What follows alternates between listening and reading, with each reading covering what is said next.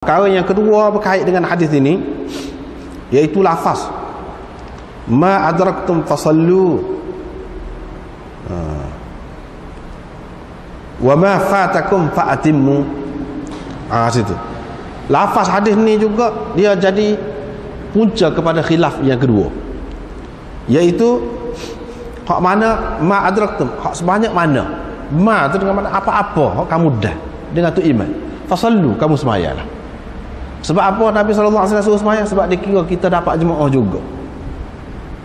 Maknanya hak Nabi SAW kata sebab siapa sembahyang jemaah tu dapat pahala 25 atau 27 tu, memang kalau dah dengan mana-mana bahagia sembahyang tu iman, dia akan dapat. Itu makna ma adraktum fasallu. Tidak kata bila kamu tak ada dengan rokok tu iman ni, hak akhir ni kamu tak usah semayang lah, nanti semayang seorang. Kalau kamu semayang tak boleh dah pahala jemaah tu. Tidak lagu tu. Mana dari segi pahala tu dapat, selagi tu imam tak buih salah, boleh lagi pahala jemaah. Itu makna Nabi SAW suruh tu. Apa-apa yang kamu dah, kamu semayang. Tak kira dah sebelum salah, semayang juga, kamu dapat dah pahala semayang jemaah tu. Hak 27 ataupun 25. Dah kalau dapat juga, apa lebihnya orang pergi daripada awal lagi? Dah takbiratul ihram dengan tu imam, kalau lagu tu tunggu hak ujung lah dapat serupa juga. Tidak. Sebab sebelum pada ni lah kita sudah bincang dah 27 ataupun 25 yang diperolehi orang yang dah daripada awal lagi dengan tu imam dia ni, hak sempurna 27. Hak sempurna. Hak ni 27 juga tapi tidak sempurna. 27 juga tapi tidak sempurna. Sebab kita kata hak ni boleh berah juga, hadiah berah juga. Hak ni pun hadiah berah juga, tetapi mutu berah tu, kualiti dia tu tidak sama. Berah juga boleh. Tidak kata galai tak, berah juga. Tetapi berah tu kan tidak serupa. Hak ni grade 1, grade A lah, B lah, macam-macam ada grade. Gitu. Bukan makna serupa 100%, tidak. Pada sebutan sahaja serupa, iaitu boleh 27, tetapi hakikatnya tidak sama. Tidak sama. Itu perkara yang pertama. Perkara yang kedua hak berkait dengan hal ni juga. Sinilah hadis ini juga yang menjadi punca kepada khilaf ulama dalam hal semaya jemaah. Kalau hak semaya golai itu tak apalah, hak tu tak ada khilaf lah, boleh katakan. Kalau dia hanya dah di akhir sebelum tu imam tu bui salat lah, kita kata apabila dia bangun lepas pada tu imam bui salat tu, dia akan sembahyang 4 rakaat lah. Semua kata lagu tu, hak tu tak ada khilaf. Cuma kalau sembahyang jemaah, kalau sembahyang jemaah lagu mana? Dia ada khilaf lagi. Khilafnya lagu mana? Kalau mengikut Imam Syafi'i, hak biasalah kalau kita tengok sini orang duduk buat lagu mana? Kalau tak ada rokok rakaat yang kedua, tak ada dengan tu imam, dah tu dah iktidal dah, katakanlah, maka dia kena tambah zuhur jadi 4 rakaat. Jadi 4 rakaat. Tapi Imam Abu Hanifah kata tak. Kalau selagi dah dah tu tak kira. Supaya hak sanilah ma fatakum fa'atimmu, apa-apa hak kamu terlepas kamu sempurnakan. Jadi kalau hak sembahyang jemaah 2 rakaat lah tambah, walaupun dah tu sebelum tu imam tu bui salat, pada ketika tu baru dah. Jadi hak dia bangun 2 rakaat juga, bukan 4. Yang ni sebagai sembahyang jemaah juga. Selagi dah itu sembahyang jemaah, tidak tambah 4. Tidak tambah 4. Sebab apa? Supaya kita maklum dah lah.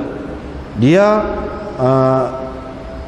Imam Abu Hanifah, Imam Malik ni, dia lebih banyak dia kira sembahyang jemaah ni satu, dia kira satu. Sebab itulah kalau pergi sembahyang tadi kan, di belakang tu imam tu kalau dah 2 rakaat akhir, dia kira dia pun akhir jugalah. Dia kira hilang dia tu. Hak tu imam ni, hak ramai-ramai ni, hak lebih besar lagi. Hilang dia. Itu sah. Jadi dia kira hak tu rakaat akhir dia. Apalagi ada hadis tu, ada hadis hak tadilah kita duk bincang faqdu tu. Satu. Yang keduanya, kalau kita pergi ikut tu imam tu niat gapo? Niat sembahyang jemaah.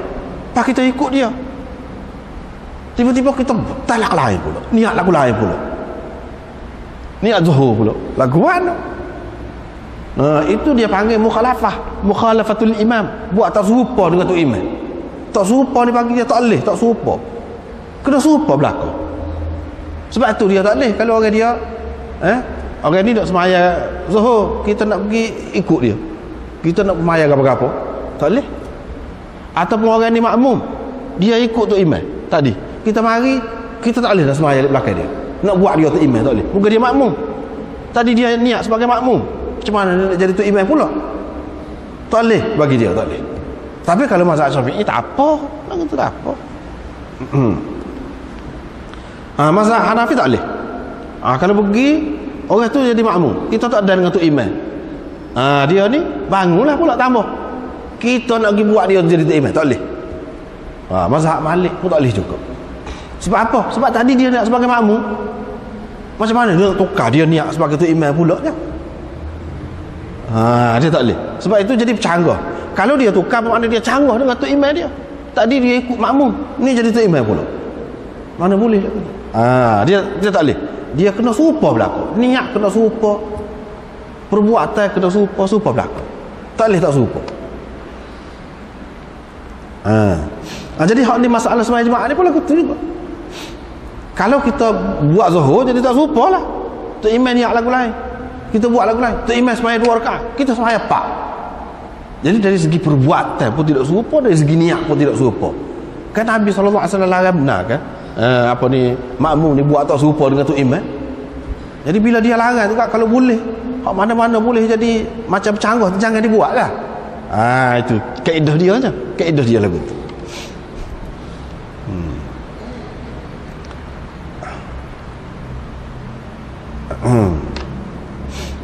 Sebab apa? Sebab dia pegang dengan hadis yang lain, man adraka raka'atan minas salati faqad adraka.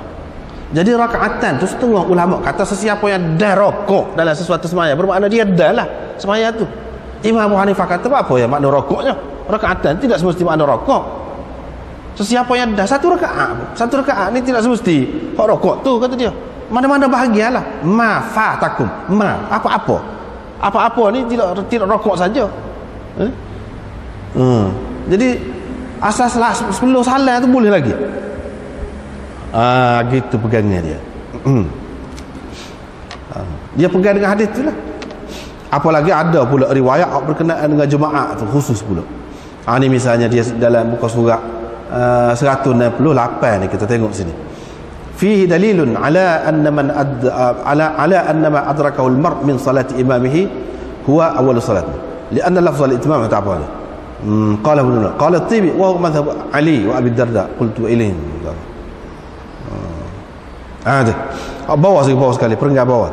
Qultu qad ikhtalafa al-a'immah fi man adraka al-imam yaum al-jum'ah ba'da ar-ruku'. Jadi imam-imam berselisih pendapat tentang orang yang dah dengan tu imam pada hari Jumaat selepas rukuk. Misalnya dalam tasyahud kah ataupun dalam sujud sahwi. Tu imam sujud sahwi, katakanlah sembahyang Jumaat, dia dah situ. Hal yabni alaihi al-jum'ah aw az-zuhr, adakah dia nak tambah tu lepas tu sebagai jemaah ke zuhur? Qala Muhammad, anak murid Imam Abu Hanifah juga, dia kata yabni alaiha az-zuhra wa yusalli arba'an, dia kena tambah sebagai zuhur dan tambah 4 rakaat. Itu anak murid dia, seorang anak murid dia. Qala al-Aini fi syarh al-Hidayah, Aini kata dalam syarah Hidayah, wa bihi qala Syafi'i wa Malik wa Ahmad bina'an ala ma akhrajahu ad-Daraqutni min hadits Abi Hurairah qala Rasulullah sallallahu alaihi wasallam man adraka min al-jum'ati rak'atan falyusalli ilaiha ukhra wa man fatathu rak'atan falyusalli arba'an. Dia pegang hadis, siapa yang dah 1 rakaat jemaah dia tambahlah seorang lagi. Sesiapa yang terlepas 2 rakaat maka hendaklah dia bersembahyang 4 rakaat.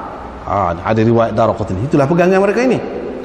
Abu Hanifah dan Abu Yusuf pula kata yabni 'alaiha al-jum'ah, dia kena tambah sebagai jemaah juga, walaupun dah tu sebelum salat sikit ya. Dia kena tambah sebagai jemaah wa yusalli rak'atail jum'ah, dan dia sembahyang 2 rakaat Jumaat. Dia pegang dengan mana?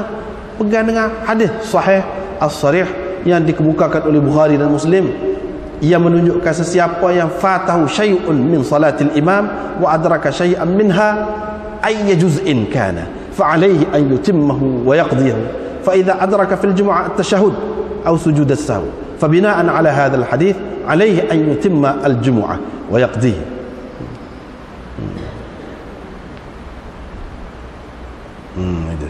Itu maksud dia kata hak ni lah juga hadis hak ni Abu Daud ni, sesiapa apa-apa yang terlepas daripada dia, daripada sembahyang, fa'atimmu, kamu sempurnakan. Kan tak ada niat sembahyang gapo, niat sembahyang jemaah, jadi sempurnakan sebagai jemaah lah. Dia pegang dengan hak tu. Dia pegang dengan hak ni.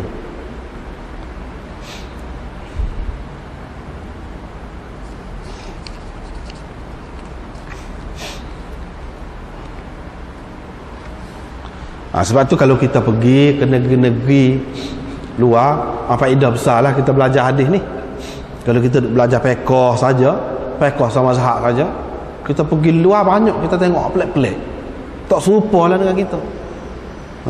Mulalah kita golek kepala, kita kata orang tak mengaji lah, macam-macam lah kita kata.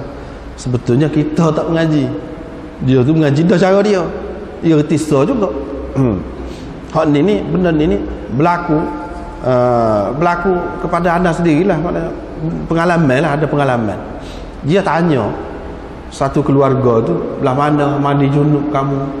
Dia tengok orang sesak ni, tanyalah keluarga muka Islam juga, maya juga nak.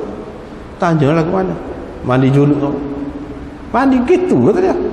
Apa? Kata dia sudah tak ada. Lepas tu kecaklah sama-sama kita. Teruk orang sini. Dia kata, "Pak nak jadi lagu mana semaya? Dan muka mandi pun tidak sah. Mandi junub tak pandai. Tidak niat mandi junub, pakai mandi gitu." Jadi pasal kita tak tahu cara. Dia mazhab Hanafi tak niat pun. Pakai mandi gitu. Tak apa. Jadi supaya juga kali kalau kita pergi tempat jemaah dia, saat ni sebelah kita ni nak baru mari sebelum salat tu imam, lepas tu bangun 2 rakaat, lagu mana? Boleh jadi kita pelik lah. Sebenarnya bagi dia tak ada apa, memang lagu tu lah. Memang buat 2 tambah 2, bukan tambah 4.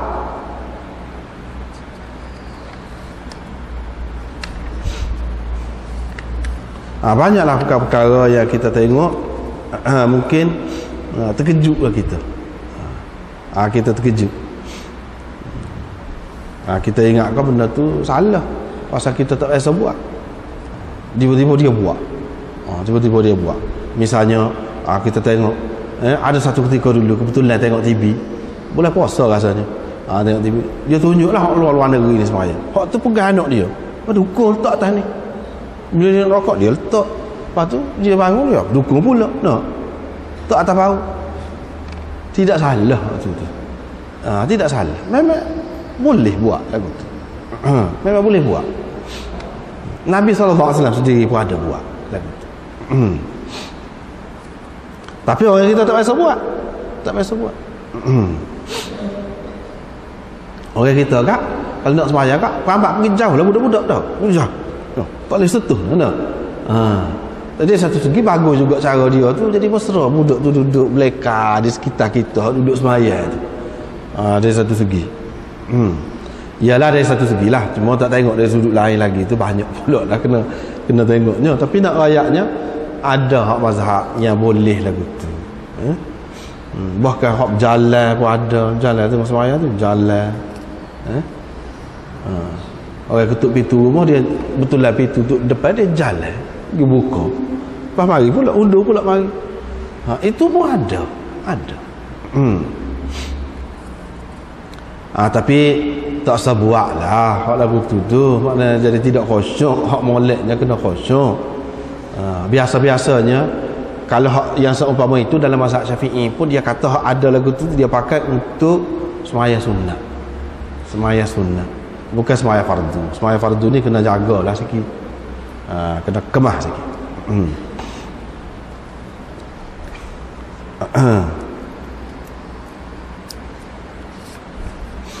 Lepas tu babun fil jam'i fil masjid marratain. Kita berhenti sekat tu lah. Ini serupa dengan bab kemudian ni pula. Wallahu a'lam.